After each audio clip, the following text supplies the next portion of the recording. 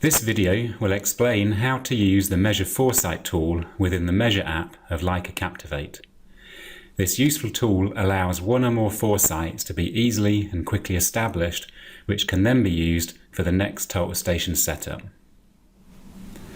Let's assume the total station has already been set up using the set orientation method, and we have accessed the Measure app and have measured some topo points.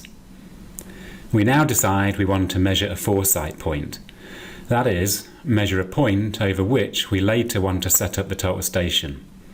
Because we want to use it as a setup point and therefore should be measured to a higher accuracy, we want to measure the point multiple times, turning angles from the backside.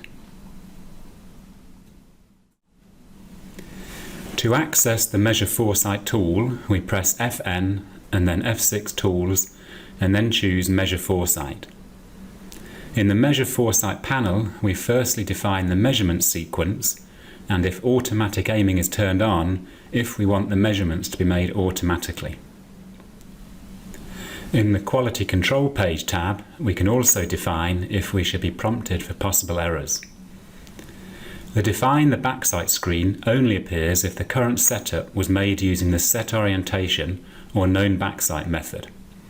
This allows you to define if the current backsight should be used as the reference point, or if it is needed to define a new reference point. The reference point is the point from which angles will be turned when measuring to the new foresight point. We will choose to use the current backsight point as the reference point. Pressing OK then accesses the panel where we can define the location of the foresight point. This means to make the first measurement to the foresight point. We enter the point ID and the target height of the foresight point. We can now define how many sets should be measured to the foresight point. We will choose to measure 3 sets. We can also assign a feature code to the foresight if wanted.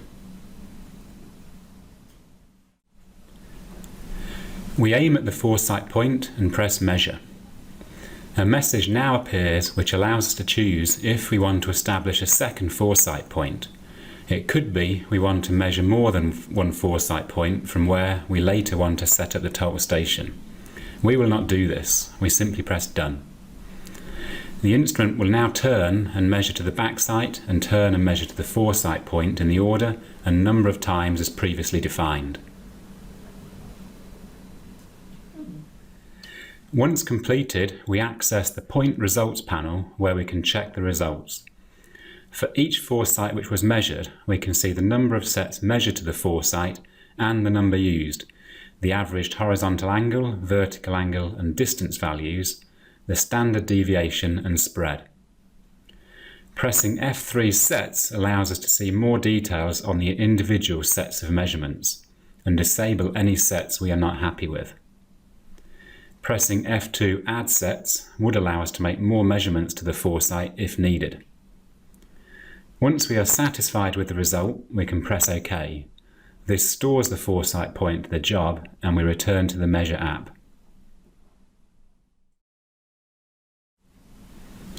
There is some extra information which may be useful to know. Firstly, we will access data management. A nice shortcut to do this is to tap the title line of the panel and we directly enter the data management panel. We can see here the foresight we just measured. Let's press F3 Edit to look at some details. Pressing F5 More shows the instrument and source metadata and then also the class. Notice the class is adjusted. Secondly, the Measure Foresight results are imported into Leica Infinity. Here it would be possible to create and adjust a traverse from the foresights measured in the field. And in addition, the Measure Foresight results can be exported directly from Leica Captivate using the usual data export methods.